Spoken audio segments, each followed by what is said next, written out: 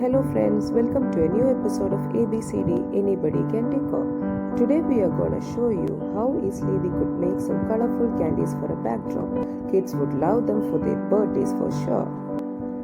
For this we require some colorful crepe papers which I have cut into rectangles of 20 into 16 cm. I have bought this from a local store nearby. You could find them easily on any online shopping sites.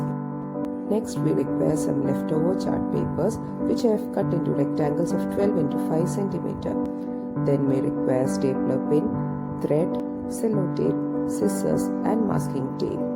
And the reason for using masking tape to attach them on wall is they do not cause any damage to the wall. So shall we start?